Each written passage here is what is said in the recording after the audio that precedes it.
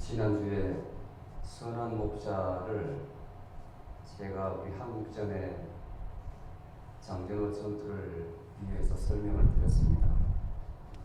한편에서는 명령을 내리기를 살은 자만, 현재 온전한 부하들만 다 구출하고 나머지는 버려라. 그런데 한 지휘관은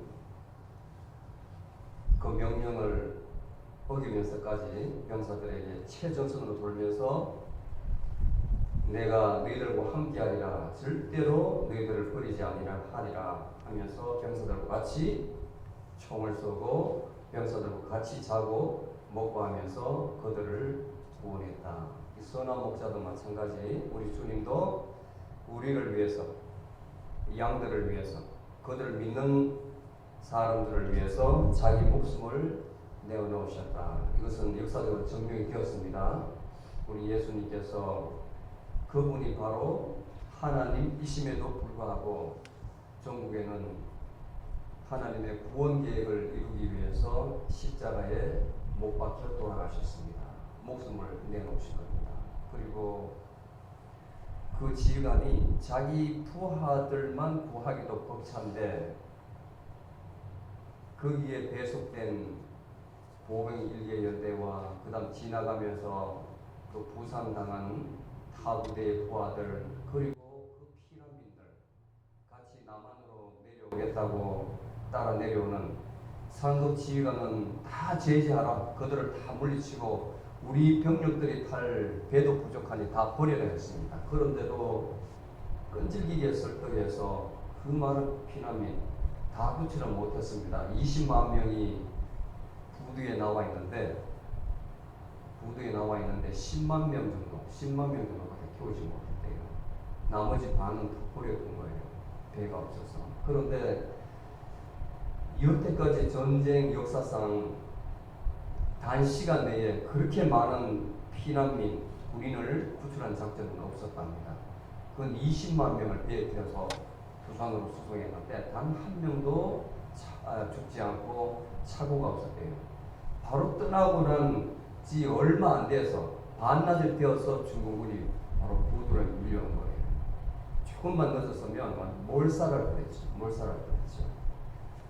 그래서 선한 목자는 내 양뿐만 아니라 내 우리에 들지 않는 다른 양들도 내가 다 인도한다. 그리고 내가 저들 음성도 듣고 한 무리에 내가 섞어서 그들을 오르먹인다. 이렇게 말씀하셨습니다. 얼마나 멋집니까?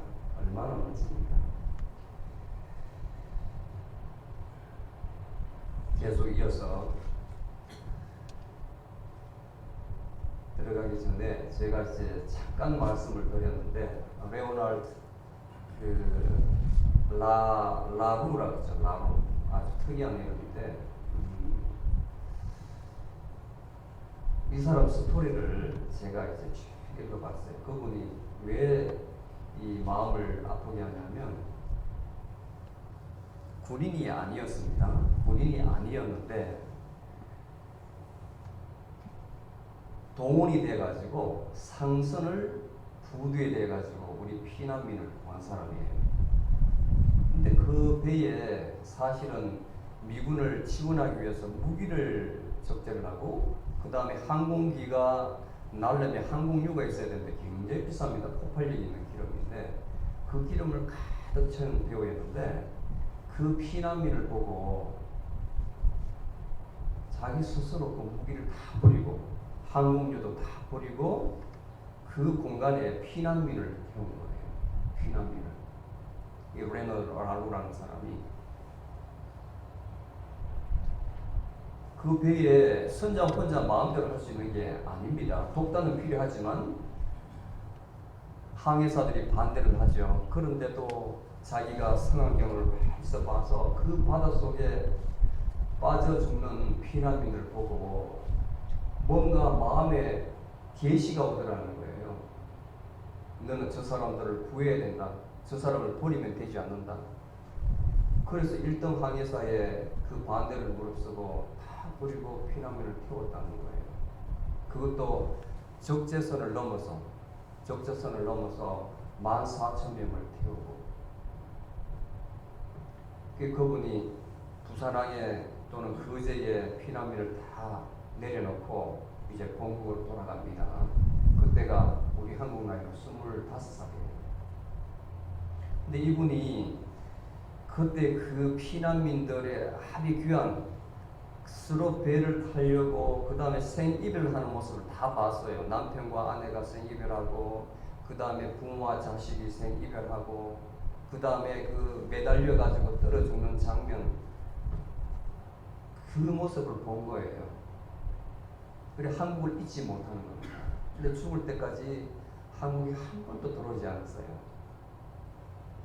근데 장전호 전투가 이제 그때 살아남은 사람들 중에 그 말이 부각이 돼가지고 장진호 전투에서 살아남은 사람 미국에도 일부 있고 그 다음에 한국에도 일부가 있는데, 그 사람들이 왜 이렇게 엄청난 중요한 전쟁이 거기 참전한 사람이 기념비도 하나 없고 우리가 기념을 하지 못하느냐 해서 서서히 사람들이 이제 자료 조사를 해가지고 사람을 발굴하면서 찾은 거예요. 그리고 이제 정원에 이 사람이 나온 겁니다. 이 캐톨릭 계통에서 찾았는데 수사가 돼 있는, 신고가 아니고 수사가 돼 있는 거예요. 뉴저지주에서 베네딕토 조그마한 수도원에서 정말 이름도 없는 곳에서 빛도 없는 곳에서 대한민국을 위해서 기도하고 있는 거예요. 그래서 외관에 있는, 대구의 외관에 있는 베네딕토 수도회가 굉장히 큰데 거기서 이제 사람을, 신부들을 급파해가지고 보내는데 바로 그 사람 라로라는 사람이에요. 그때 나이가 84살. 그분한테 그 당시 상황을 물으니까 적나라하게 다 기록하고 있는 거예요. 그리고 왜 그렇게 하셨냐 그러니까 말씀드린 대로 하느님께서 나에게 계속 말씀을 주셨다는 거예요. 저 사람을 살려라. 저 사람을 버리지 말라.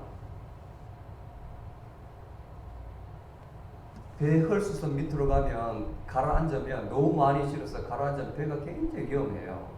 뒤집어질 수가 있어요. 전복될 수가 있어요. 그런데도 이 사람은 조금 더 걱정하지 않았대요. 선장으로서 하나님께서 끝까지 키를 잡고 계신다는 마음을 주셨다는 겁니다. 아무도 사고도 나지 않고 사람도 다치지 않고 죽지도 않습니다. 이렇게 우리가 사는 세상이 귀신들만 있는 것 같지만 천사들도 있습니다. 천사들도 있습니다. 그분 스토리를 지금도 글에 남아 있는데, 또 거기에 한국 신부들이 와서 그분 돌아가시고 나서 그 수도원을 이어받아가지고 계속 관리하고 있어요. 참 감명 깊습니다. 이 전쟁 중에서도 사랑이 있고 전쟁 중에서도 이렇게 미담이 있어요. 아름다운 인간애가 나옵니다. 오늘 계속해서 말씀을 전할 텐데, 예수님이 예루살렘에 계속 계십니다. 때는 겨울이었고 수전절이라 이렇게 나옵니다. 이제 예루살렘에 수전절이 이르니, 여러분들 처음 들어보죠? 수전절. 이스라엘 절기에는 여러분들 잘 아시는 6월절이 있고 무교절이 있고 77절이 있고 나팔절, 그 다음에 장막절, 속죄일 이렇게 있는데, 그것은 구약에 나오는 이야기입니다. 구약에 언급이 되고 하나님께서 레위기에 이렇게 지켜라 명령을 하셨어요. 그런데 수전절은 아주 독특합니다. 구약에 없는 것인데, 제가 잠깐 설명을 드리면, 유다 왕국이 기원전 586년에 바벨론에 멸망을 당합니다. 586년, 지금부터 2600년 전에 멸망을 당하는데, 그리고 나서 바벨론에는 많은 사람들이 포로로 끌려가요. 바벨론 유수 시대입니다. 그 바벨론이 539년, 기원전 539년에 페르시아 왕국에 의해서 멸망을 당해요. 그리고 나서 이제 다시 팔레스타인, 이스라엘로 이제 귀환을 하게 됩니다. 근데 구약에 말라기 선지자가 400년도, 기원전 연도 정도의 활동을 했었는데 말라기부터 세례 요한이 오기까지 역사가 딱 끊겨버려요. 기록이 없어요. 400년 동안. 신약과 구약에 그 기록이 없습니다.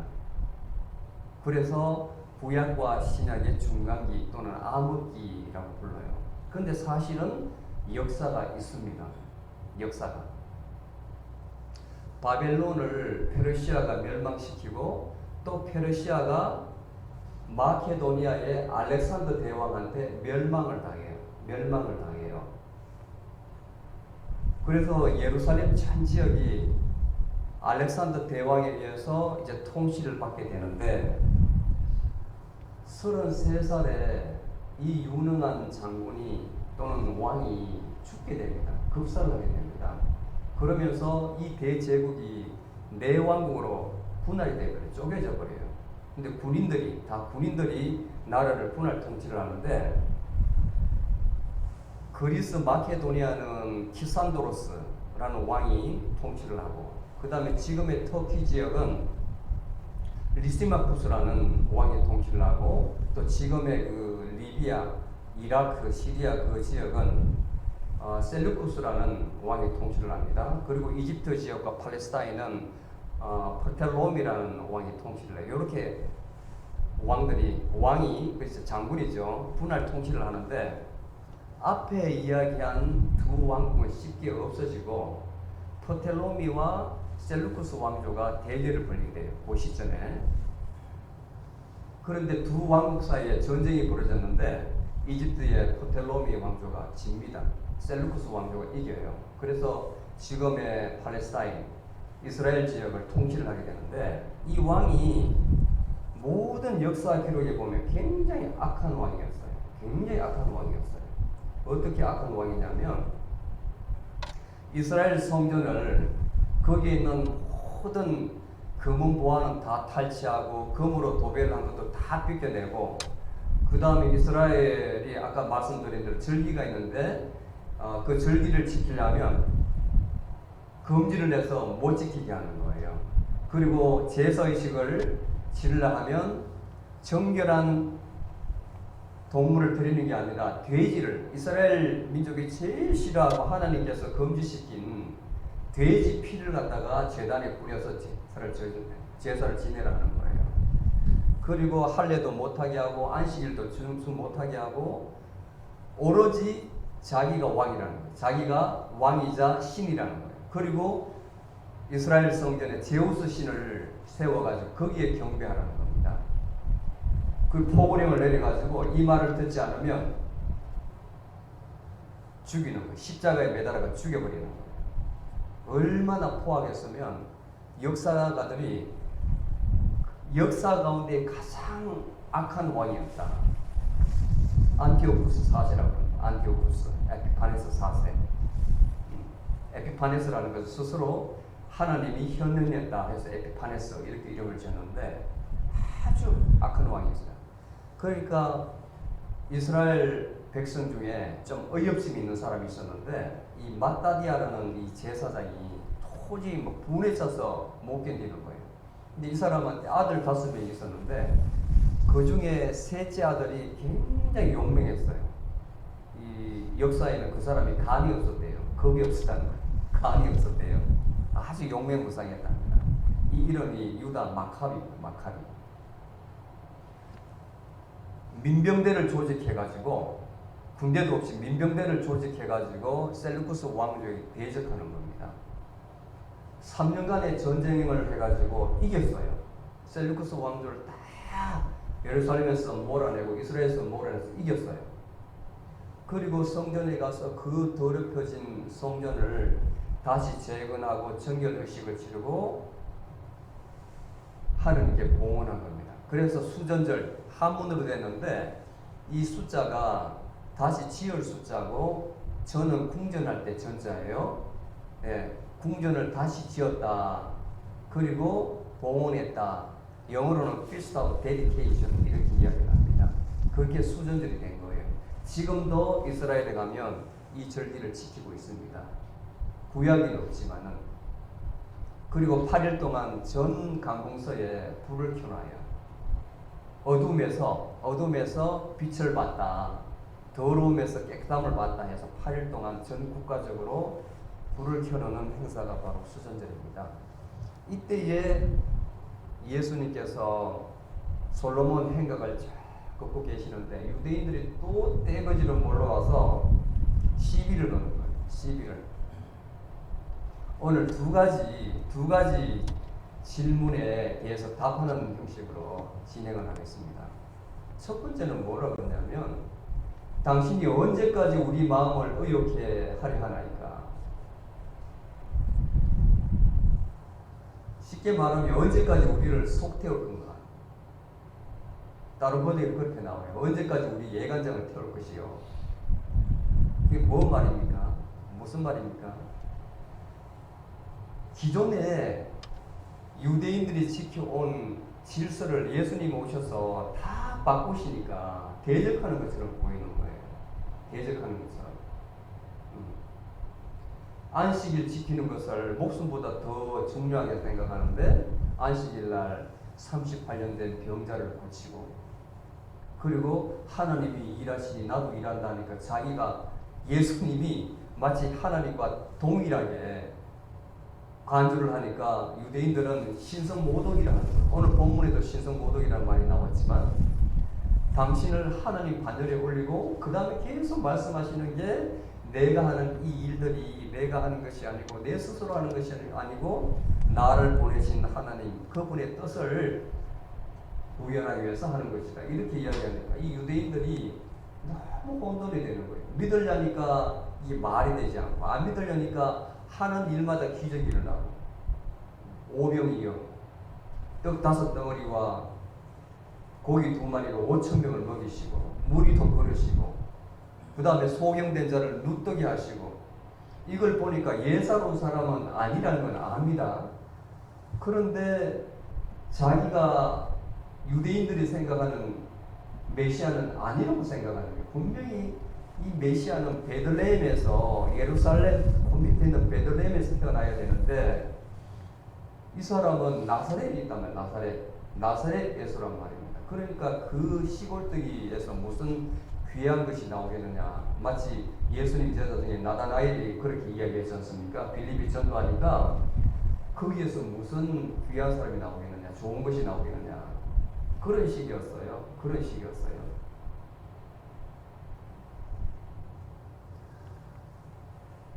이 사람들이 왜 이런 질문을 할까요?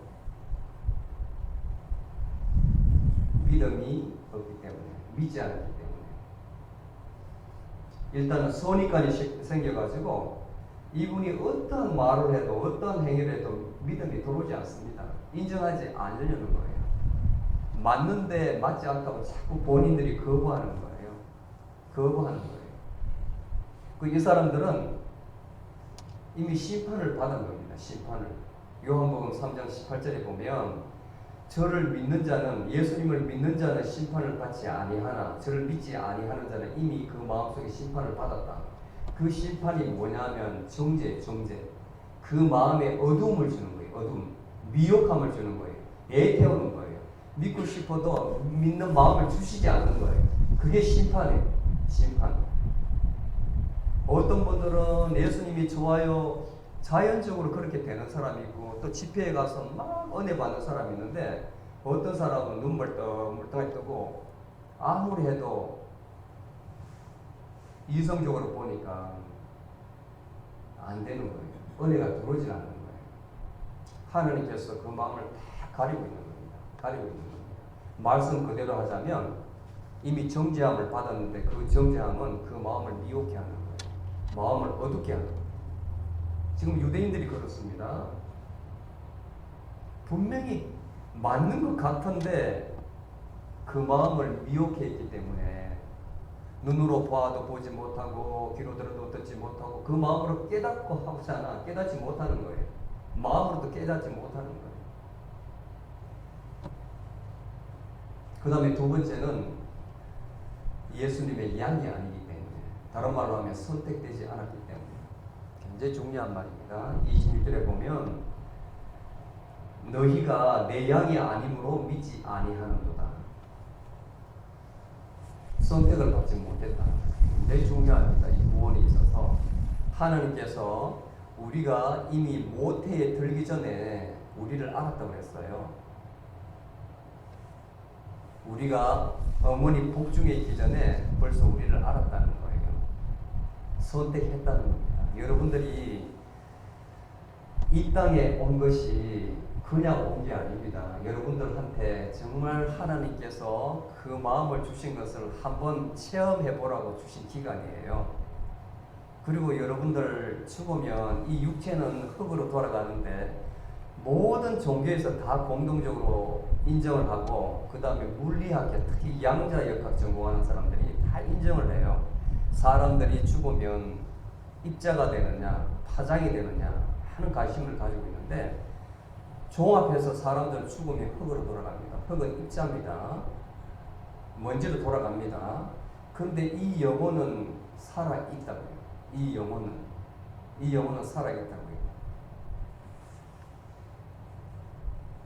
천주교에서도 49제 지내죠. 불교에서도 49제 지내죠. 아주 아이러니컬하죠. 일치하죠. 영혼이 떠나질 못하고 거기 있는 거예요. 그래서 그 영혼을 달래가지고 좋은 데 가라고. 그리고 우리 중세시대에 캐톨릭에서도 이것을 공식적으로 인정한 문서가 있고 그 다음에 제가 좀 이따 설명드리지만 이 영혼이 머무는 공간 어떤 사람은 천국에 가고 어떤 사람은 지옥에 가는데 그 지옥에도 아주 세세하게 이렇게 나눠져 있어요. 세세하게 여러분들이 지은 죄에 따라 가지고 세세하게 이렇게 나눠져 있어요. 세세하게 누구나 다 인정하는 것입니다. 영혼은 죽지 않는다고. 우리 영혼은 살아있다고. 정말 우리가 사는 이 기간 많이 살면 100살, 120살인데 이 기간은 너무나 짧은 기간입니다. 짧은 기간. 이때에 내가 연단을 받아가지고 어떻게 양의 쌀이 있을 것인가 염소의 쌀이 있을 것인가 결정하는 거예요. 우리 행위에 따라 가지고 우리 행위에 따라서 마태복음 25장에 너무나 잘 묘사되어 있습니다. 내가 어떻게 해야 주의 일을 행하니까 같은 말이고 마태복음에서 이러는 것도 결국은 한 가르침이에요. 한 가르침. 어렵지 않아요. 오늘 그것을 예수님께서 계속 말씀을 하십니다. 이렇듯 선택받은 자는 감동이 와서 그것을 하나님 말씀을 받아들여서 하려고 하는 마음이 생겨요. 그래서 빌립보서 2장 13절에 보면 너희 믿는 자에게는 그리스도 안에서 아버지 하나님의 기쁘신 뜻대로 하도록 그 마음도 일으키고 소원도 일으키고 의지도 주신다고 했어요. 여러분들이 하는 게 아니고 하나님께서 그분의 기쁘신 뜻을 위해서 그렇게 주신다는 거예요. 여러분들에게 마음을. 이 주일날 아침에 여러분들이 더 누워있고 싶죠. 다른 일도 하고 싶고 하는데 강권적으로 여러분들 마음을 붙들어 주셔서 성전에 오게 하시는 것도 하나님이시라는 거예요. 하나님이시라는 거예요. 아멘. 그래서 아멘 하시는 분들은 선택을 받았다. 확정이 되는 겁니다. 하나님 음성을 듣고 내 몸이 움직인 거예요. 그 다음에 두 번째로 보니까 당신이 그리스도이시거든 밝히 말하시오. 또 다른 번역에 보면 당신이 그리스도이면 분명히 말해보시오. 분명히 당신 스스로 한번 증명해 보라는 거예요. 당신 스스로 한번 증명해 보라는 겁니다. 예수님께서 오늘 본문 말씀에 쭉 설명을 하는 거예요. 설명을. 자, 첫 번째 25절에 보면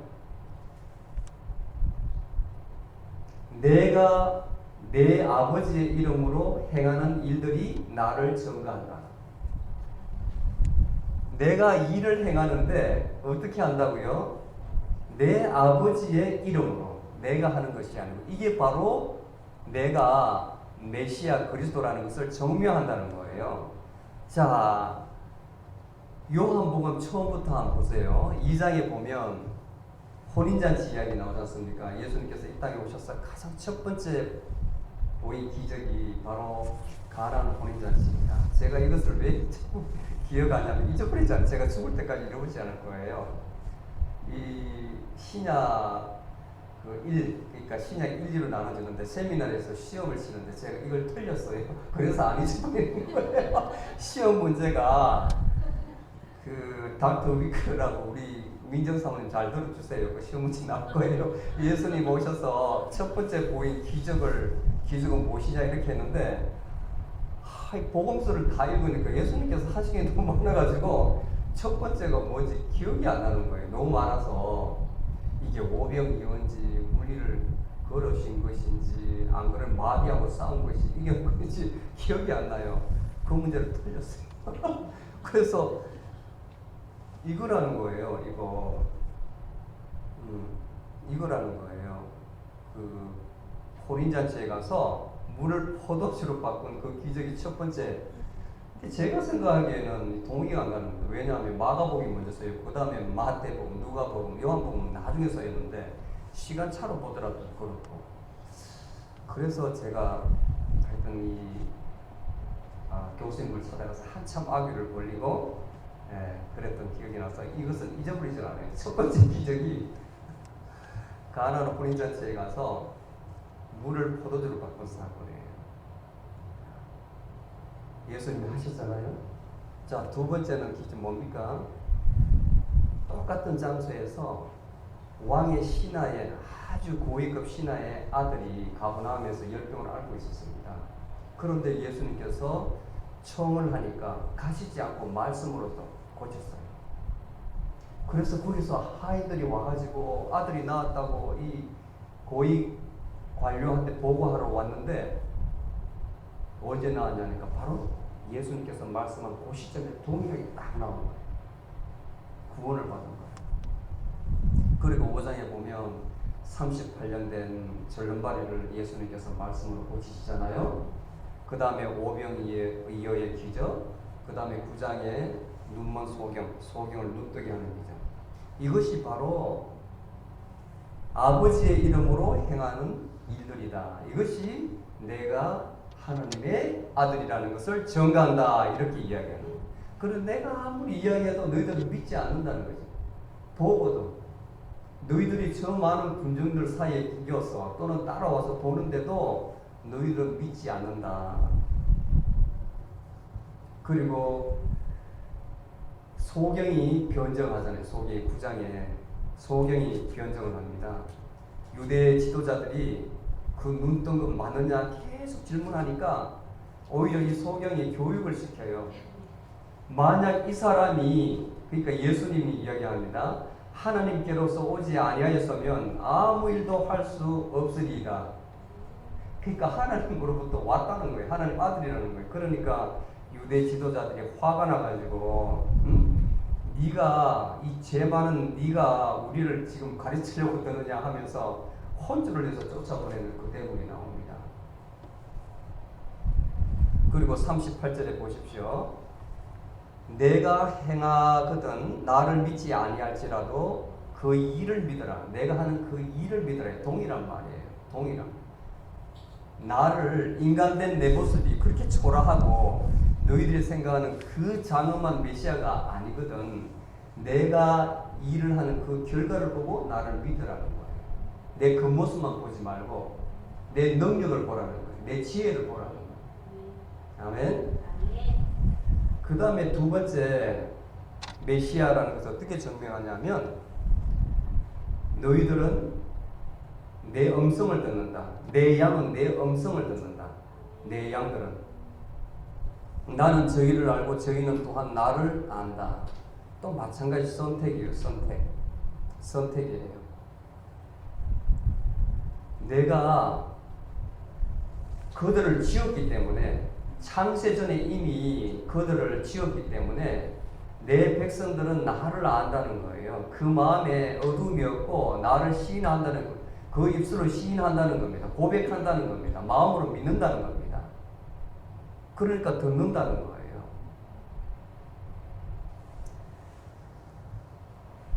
로마의 교황이지 않습니까? 그 196대 교황이 13세기에 있었는데 아주 역사에 유명한 교황이에요. 보라파우스 8세라는 교황인데, 교황이면 정말 이 땅에서 매면 매이고 하늘에서 풀면 풀리는 열쇠를 가지고 있는 사람 아니에요. 베드로의 반열에 있는 사람입니다. 그러면 교황은 구원받는 사람이 1등이 돼야 되잖아요. 이 땅에서. 지금도 교황이 있지만.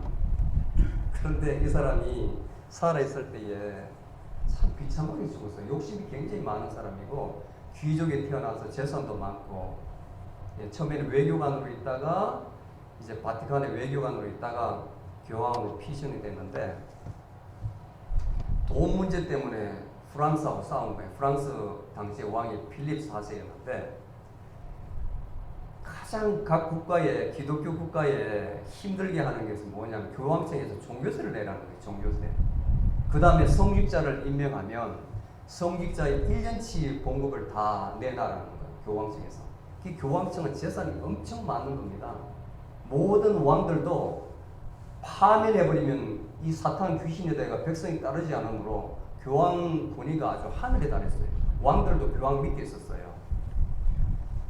근데 프랑스 필립 4세가 가만히 생각하니까 이게 너무 불공평하고, 이 땅의 권세는 내가 지는 건데 이 교황이 땅의 권세도 지고 영적 권세도 다 지려고 그래요. 성직자 자국에 있는 성직자 임명도 자기가 다 하고, 또 임명시켜 나오면 그 1년치 월급도 다 가져가고, 종교세도 걷어가고, 이 농민들이 살 수가 없는 거예요. 살 수가, 국가도 살 수가 없고. 그래서 우리나라 프랑스에서 임명하는 성직권은 내가 갖는다. 교황에 딱 대적한 겁니다. 근데 교황이 파면을 딱 엑스커뮤니케이션, 구원으로부터 떨어져 나가게 해버린 거예요. 파면을 시켜버린 거예요. 근데 왕권이 위태한 겁니다. 지방 왕 밑에 봉건 영주들이 떨어져 나가는 거예요. 굉장히 위태위태했어요. 이때에 필립 4세가 굉장히 강하게 군사를 모아서 로마로 진격을 해가지고 교황을 기사단을 보내서 체포를 해요. 그리고 그 기사가 교황의 기사대기를 때려버립니다. 그리고 감옥에 넣어가지고 엄청 구타를 했는데 교황이 놀래가지고 죽어버렸어요. 그리고 그때부터 교황을 프랑스에서 임명을 해가지고 아비뇽에 유수를 시켜요. 그걸 아비뇽 유수, 바벨론 70년 유배를 비유해가지고 아비뇽 유수, 70년 동안 교황이 로마에 있지 않고 프랑스에 있었어요. 아주 유명한 사건입니다.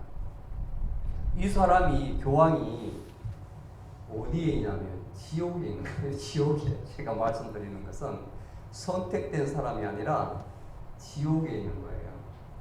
그 단테의 신곡 인퍼노라는 지옥편에 보면 지옥이 이제 첫 번째 아케논 강으로 딱 건너가요. 죽은 사람은 그 영혼이 이 머물러 있다가 그 사공 이름이 카논이라는 그 사공이 있습니다. 그 사공이 이 죽은 영혼을 태우고 그 강을 건너야 지옥으로 들어가요. 지옥으로. 그렇지 않으면 계속 영혼이 여기에서 방황하고 있습니다. 건너가면 그 지옥의 문에 어떤 표가 있냐면 그대들을 환영하노라, 이 땅에는 이제 더 이상 소망이 없노라, 이렇게 되어 있어요. 지옥에는 이제 더 이상 희망이 없다고 되어 있어요. 문에. 그리고 첫 번째 지옥이 뭐냐면 림보라는 거예요. 림보. 그래서 이 가톨릭 믿는, 지금도 가톨릭 신자들은 림보에 있는 자기 부모들을 위해서 그렇게 기도를 하는 거예요. 자기 부모가 이제 연옥이라고 들어보셨죠? 거기에는 림보는 지옥이긴 지옥이지만 고통이 없습니다. 고통이. 그런데 영원히 하나님을 못 봐요. 하나님을 못 봐요. 고통은 없지만. 거기에는 플라톤이라든지 소크라테스라든지 아리스토텔레스라든지 헤로도투스라든지 유명한 이 땅을 선하게 살려고 하는 사람들이 거기에 오기종기 모여 있습니다. 그 다음에 두 번째, 세 번째, 네 번째, 다섯, 여섯, 일곱, 여덟, 아홉 지옥이 있는데 거기에는 각 층마다 죄명이 다 틀려요. 죄명이. 화를 잘 내는 사람, 화가 많은 사람이 가는 지옥이 있고, 그 다음에 사기를 잘 치는 사람이 가는 지옥이 있고, 음욕이 있는 사람이 지옥이 있고, 그 다음에 탐심, 그 다음에 탐식, 많이 먹는 거 있잖아요. 이런 사람은 아마 이것도 죄인 것 같아요. 먹는 거 앞에서 뭐 힘을 못 쓰는 사람, 먹어도 끝이 없는. 그런데 이 교황이 몇 번째 지옥에 있냐면 8번째. 사기 지옥이 거기 있는 거예요. 거기서. 선택받지 않는 사람. 여러분들은 선택을 받았기 때문에 천국에 가야 되겠죠. 천국에 대해서는 나중에 말씀을 드리겠습니다. 그곳에는 많은 정원이 있어요. 천국이 실제라는 갔다가 돌아온 사람이 있어요. 갔다가 돌아온 사람. 많은 정원이 있어요. 저는 그 책인데 Life After Life라는 책이 있는데 그 메디칼 현존 지금 살아계시는 미국 의사분이 쓰신 거예요. 그 무디라는 닥터 무디라는 분이 있었는데 그분이 임상적으로 죽었다가 병원에서 죽었다고 선고를 했는데 다시 살은 사람을 대상으로 탐 방문을 해서 어떤 현상을 경험했느냐 다 물었는데 공통점이 나타난 거예요. 14가지. 이구동성으로 똑같이 14가지 경험을 한 거예요. 그걸 묶은 책이 있는데 그게 아주 베스트셀러, 전 세계적으로 베스트셀러가 됐습니다. 아주 재밌어요. 공통적인. 근데 제가 생각해보니 제가 일전에 말씀드린 것 같아요. 우리 할머니가 그 반열에 거기에 들어가 있더라고요. 저는 처음에 거짓말인 줄 알았는데 돌아가셨다가 살아가신 우리 할머니가 돌아가셨다가 3일 만에 살아나셨거든요. 관에 다 넣으셨고 이 병풍비에 넣어드리고 다 와서 곡을 끝내고 그때는 7일간 이제 뭐 그렇게 했대요. 7일간 살아나신 거예요. 살아나신 거예요. 왜 돌아가셨냐면 예전에는 결혼을 빨리 했잖아요. 할머니가 13살 때 결혼을 해가지고 16살 때 아기를 낳은 거예요. 그러니까 큰이모하고 외할머니하고 아기를 같이 뵌 거예요. 나중에 큰이모랑 결혼해가지고. 그래서 얼마나 이 외할머니가 부끄럽잖아요. 동네 사람들한테. 마지막에 8번째 된 아기를 죽이려고 한약방에 가가지고 그 문박사라는 사람이 한약을 제조해줬는데 그걸 40알을 넣었대요. 그걸 먹어야만 이게 이제 계속 아기가 죽는다고. 그러니까 기도가 막혀서 돌아가신 거예요. 기도가. 그 시간이 지나면서 체온은 남아있으니까 이게 살 녹아가지고 관의 뒤에서 병풍 뒤에 사람들이 앞에 있는데 병풍 뒤에서 뭐 하면 소리가 나더랍니다. 그래서 열어보니까 막 사람이 움직이고 있더래요. 살아나신 거예요. 그리고 나서 한 3일 동안 돌아가신 그 이야기 어디 가 계셨냐 그러니까 절벽이 있는데 거기에 외나무 다리가 있더래요. 저 반대편에 꽃이 너무 이뻐가지고 외할머니가 이제 이렇게 넘어가는 중에 그 문복사라는 사람이 거기 있는데 뒤에서 그 넘어가면 되지 않는다고 뒤에서 계속 부르더라는 거예요. 가면 안 된다고. 그 꽃을 꺾고 싶어서 가고 있는데 그래서 눈 뜬 게 3일 지난 그때 살아나는 거예요. 만약에 그 다리를 건너갔다면 돌아가신 것이고 다시 이제 돌아왔기 때문에 살아나신 거예요. 그걸 경험한 이야기를 말씀하시는데 어릴 때부터 기가 따갑게 들었어요. 근데 저는 안 믿었거든요. 안 믿었거든요. 2번 사시니까 97에 돌아가시고 옛날 분 지금 참 오래 사셨죠. 아주 건강하시고 여하튼 우리 할머님의 그 이야기가 죽었다고 살아난 사람의 공통된 정원에 나타나요. 있어요, 같이. 그래서 천국이 있구나 저는 믿는 겁니다. 천국이 있구나. 지옥도 있지만 천국이 있구나. 정말 이 땅에 있는 것은 아무것도 아니라는 그런 생각이 들어요. 이 땅에 있으면서는 참으로 예수 그리스도를 알고 그 안에 있고 예수 그리스도에 의해서 내가 사는 것, 그게 참 소망인 것 같습니다. 그게 참 행복인 것 같습니다. 그 다음에 세 번째 28절에 보면 내가 저희에게 영생을 주노니 영생을 줄 권한을 가졌다는 겁니다. 오늘 아주 귀한 말씀인데 여러분들이 지금까지 어떻게 영생이라는 개념을 이해했는지 모르지만 오늘 분명히 새롭게 정립을 하십시오. 영어에는 분명히 eternal life라고 나와요. 영원한 생명. 그런데 복음적으로는 영원히 사는 것이 맞지만 그러한 개념이 아니고 예수 그리스도와 영적으로 연합해서 사는 삶, 이게 바로 영생이에요. 여러분들이 믿는 순간에 그 전까지는 내 의로 내 영혼으로 살았지만 이제 예수님을 믿는다 하면 예수님의 영이 초청을 받아서 나의 영과 결합해가지고 예수님께서 내 속에서 하시는 거예요. 그게 바로 영생입니다. 영생입니다. 아멘. 그래서 로마서 7장 4절에 보면 죽은 자 가운데서 살아나시니, 예수님을 말하죠. 부활하신 그분에게 우리가 연합되어서 우리로 하나님께 열매가 되는 삶을 살게 하심이라. 예수님께서 우리 속에 들어오실 때 우리 영이 예수님의 영과 합체가 되어서 예수님께서 하신다는 거예요. 그렇기 때문에 하나님께 합한 일들만 하게 되어 있다는 거예요. 그게 바로 사도 바울이 이야기하는 겁니다.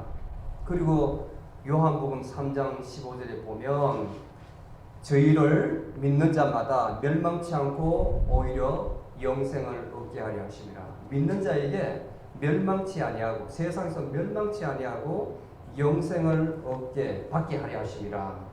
이 영생이라는 것은 예수님과 내 영이 합쳐지는 거, 확실히 개념을 잡으십시오. 개념을 잡으십시오. 그렇게 하면 이것만 여러분들이 제대로 개념 잡아도 신앙생활하는 데 굉장히 큰 힘이 돼요. 그래서 한번 구원받은 자는 영원히 떨어지지 않는다는 겁니다. 한번 해병은 영원한 해병? 한번 이 신학자 사이에 지금도 의견이 많아요. 과연 한번 구원을 받으면 구원에서 떨어지지 않느냐? 히브리서 6장 예를 들어가지고 그래도 구원에서 탈락하는 사람이 있다. 잠깐 하나님의 은사를 맛보고 그 말씀의 능력을 체험하고 하나님 예수 그리스도로부터 떨어지면 영원히 회개치 못하는 징계를 받는다고 되어 있어요. 그것 보고 구원받는 사람 중에서도 떨어지는 사람이 있다고 이야기하는데, 저는 구원을 받은 사람은 언젠가는 돌아온다. 절대로 떨어지지 않는다. 한번 구원을 받은 사람은 하나님께서 내치지 않는다. 왜냐하면 로마서 8장 38절에서 39절에 분명히 말씀을 하고 있어요. 믿는 자에게는 사망이든 생명이든 권세자든 능력이든 높음이든 낮음이든 장래일이든 현재일이든 모든 것들이 우리를 하나님의 사랑에서 끊어낼 수가 없다고 이렇게 되어 있어요. 세상의 어떠한 피조물이라도 우리를 하나님 사랑에서 끊어내지 못한다. 그리고 오늘 본문 29절에 봐도 저들을 나에게 주신 내 아버지는 만유보다 크심에 아무도 내 아버지의 손에서 뺏을 수가 없느니라. 내가 선택한 백성은 누구도 어떠한 피조물도 아버지의 손에서 빼앗을 자가 없다. 잠시 멀어질 수는 있어도 소리를 치면 듣고 온다는 거예요. 내 양이기 때문에. 아멘. 그 다음에 마지막으로 예수님과 하나님은 하나이다. 30절에 보십시오. 나와 아버지는 하나니라. 이게 완전히 유대인들 여기까지는 참았는데 절정으로 와서 30절에 이 말 하니까 유대인들이 예전에 말씀드렸죠. 제가 아주 꼭지가 돌았습니다. 그래서 어떻게 반응이 나왔습니까? 31절에 보면 돌을 들여 치려고 할 정도로 화가 났어요.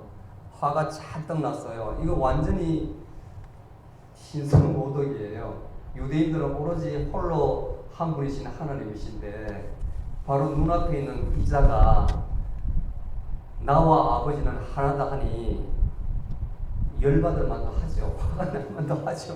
화가 나도 못해 욕보다도 돌을 들어가지고 치려고 그럽니다.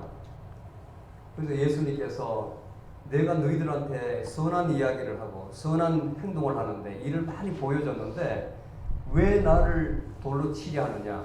유대인들이 이야기합니다. 네가 선한 말을 하고 선한 일을 했기 때문에 치는 것이 아니라 신성모독, 하나님을 모독했기 때문에 네가 자칭 하나님이라 하기 때문에 우리가 죽이려고 하는 거다. 이렇게 이야기를 해요. 그 예수님께서 시편을 비유해서 설명을 합니다. 시편 82편 6절에 보면 내가 말하기를 너희는 신들이며 다 지존자의 아들들이라 이렇게 되어 있어요. 본문에서는 내가 너희를 신이라 하였노라. 이게 시편에 있는 말씀입니다. 누구냐? 하나님을 믿는 사람은 너희들은 나의 이미지로 지어졌기 때문에 너희들도 신들이다. 복수로 했잖아요. 너희들도 신이라 하였노라. 자, 내가 말씀을 받고 말씀을 따라가는 그 사람들도 하나님께서 신이라 하였는데 하나님께서 나를 거룩하게 해서 너희들 구원을 위해서 보냄을 받은 내가 하나님의 아들이라고 해서 무엇이 잘못됐느냐 이렇게 반문을 하는 거예요. 신성 모독이 아니라는 겁니다. 너희들이 내가 하는 이 행위가 도저히 믿지 못하겠거든 믿지 말라. 내가 하는 말도 믿지 못하겠거든 믿지 말라. 그런데 단 한 가지, 내가 행하는 이 일 너희들은 하지 못하지 않느냐. 이 일을 보고 나를 믿어라. 내 안에 하나님께서 계시고 하나님이 내 안에 계시다. 더 환하게 하는 거예요. 본인을 변증하는 거예요. 예수님께서 바로 하나님이시다는 것을 변증을 하는 겁니다. 그래서 오늘 이 네 가지로 당신이 그리스도이시거든 밝히 말하시오, 분명히 말하시오 하는 답변을 하는 거예요. 답변을 하는 거예요. 다시 요약하면 내가 하는 일, 이것은 내 스스로 하는 것이 아니다. 하나님께서 나에게 그 뜻을 주심으로 내가 하는 것이다. 그리고 이미 내가 택정한 백성들은 내 양들은 내 음성을 듣는다. 그리고 나는 하나님의 보내심을 받았기 때문에 너희들에게 영생을 줄 권한을 가졌다. 그러므로 나는 하나님의 아들이다. 마지막으로 하나님과 나는 하나다. 더 이상 무슨 말이에요? 믿는 사람은 여러분같이 아멘 하는데 유대인들은 돌로 치려고 그러잖아요. 마음을 미혹하게 했기 때문에. 이렇게 하나님을 믿는 사람과 믿지 않는 사람이 차이가 있는 거예요.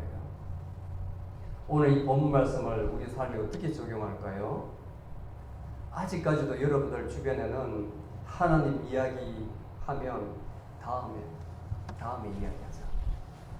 아직까지 마음의 준비가 안 됐다. 구원에 있어서 준비가 어디까지 준비를 해야 됩니까? 예수님께서도 엄청 안타까웠을 거예요. 아무리 인간이 할 수 없는 일을 보여줘도 믿지 않는데 우리는 인간이 할 수 없는 일을 보여줄 수가 없잖아요. 그냥 말로 성경 말씀을 인용해서 전도를 해야 되잖아요. 어떻게 해야 돼요? 이 답답한 마음을. 예수님은 권능을 가진 사람인데도 이렇게 힘든데 우리는 어떻게 해야 될까요? 우리는 힘들잖아요. 그런데 말씀해 주십니다. 예수님과 사도 바울은 너희들이 세상 눈으로, 세상 마음으로, 세상 지식으로 하지 말라.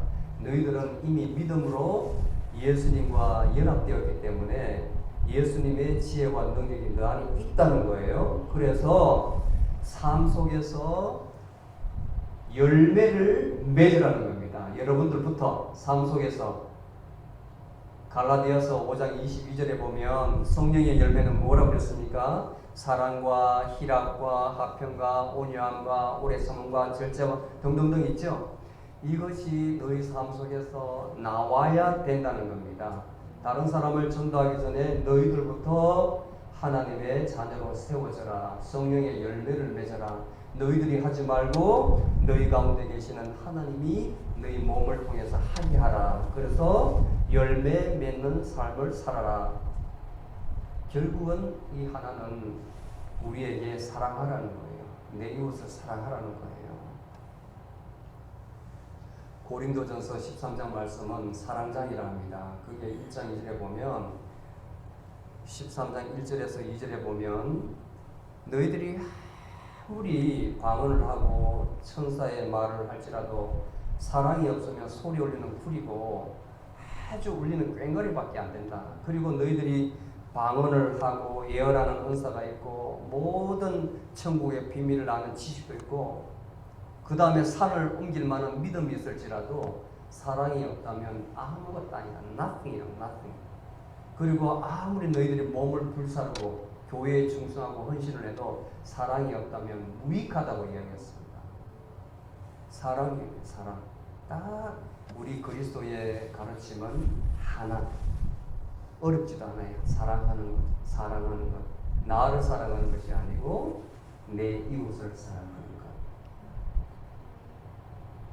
예수님께서도 우리를 너무나 사랑하셔서 하나님께서 보내실 때에 인간의 몸으로 오셔서 정말 몸 찢기시고 십자가에서 피 흘려 돌아가셨습니다. 이것이 우리를 위해서 보여주신 하나님의 사랑이에요. 예수님의 사랑이에요. 우리는 그렇지 않지 않습니까? 우리는 몸 찢고 피 흘리지 않지 않습니까? 증거하는 거예요. 우리 삶으로서 증거하는 거예요. 삶으로서.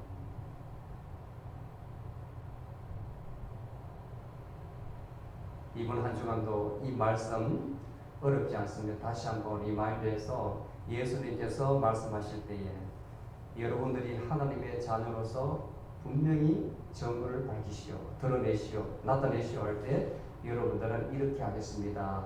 오늘 가르친 대로 하겠습니다. 내 이웃을 사랑하겠습니다. 결단하는 여러분이 되시기를 축원합니다. 아멘. 기도하시겠습니다.